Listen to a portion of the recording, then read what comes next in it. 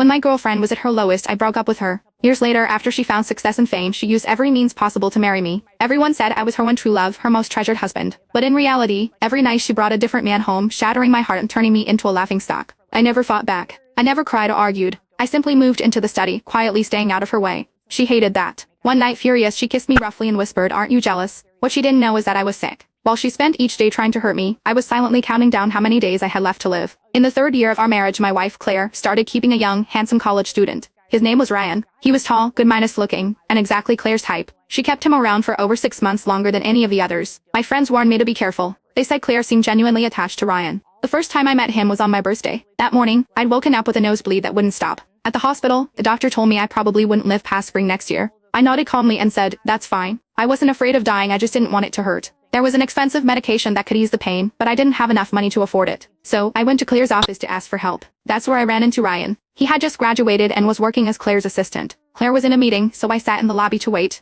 Ryan kept glancing at me, then leaned over to whisper to his coworker, "So, that's the husband. He looks awful, so skinny and sickly, like he's on his deathbed." He laughed and added, "People say I look like him, but I don't see it. I'm way better looking." I caught my reflection in the glossy glass wall. Messy hair, a puffy coat that made me look even frailer. He wasn't wrong. I wasn't much to look at, just a man waiting to die. A coworker nudged him and whispered, "Don't underestimate him. If he cleaned up, you wouldn't even compare. And don't forget, Claire loves him. If you piss him off, she'll destroy you." Ryan wasn't convinced. He rolled his eyes and smirked. He brought me a cup of tea and asked mockingly, "So, Mr. Baker, why is Claire making you wait so long? It's weird whenever I stop by. No matter how busy she is, she always makes time for me. She says I'm her priority." He smiled smugly, and for a moment I saw a bit of my younger self in him. I thought about it. Claire did treat Ryan differently. She'd had countless lovers over the years, using them as pawns in her game to provoke me. Every night she brought home someone new, testing my limits. But she never kept them around for long. A day or two, maybe a week. She always got bored quickly. Ryan, though, was different. She spoiled him. She took him out to dinner, shopping, and movies. They acted like an ordinary happy couple. She gave him money, but she also gave him affection. I looked at him and smiled, gently. "If you're so important to her, why settle for being her dirty little secret? You should convince her to divorce me and marry you instead." Ryan's expression darkened instantly. He glared at me, his voice shaking with anger. "You're the one who's useless here. You're nothing but a kept man. You only got to her first. But now, you're old, you're ugly. What could you possibly offer her?" His co-worker hurried over, pulling him away, clearly worried I'd be upset. But I wasn't. I'd promised myself long ago that I wouldn't get angry because of Claire. I wouldn't feel sad because of her. And I definitely wouldn't stoop to competing with her lovers. She wasn't worth it. Ryan was pulled back by a co-worker, but he lost his balance, fell to the ground, and shattered the teacup in his hand. Blood poured from the deep cut on his palm, pooling on the floor. Through the glass of the conference room, Claire saw what had happened. Under the watchful eyes of everyone, she threw down her papers, pushed the door open, and hurried over to Ryan. She grabbed his hand with visible distress, frowning as she examined his injury. Her voice was cold as she asked, "Who did this to him?"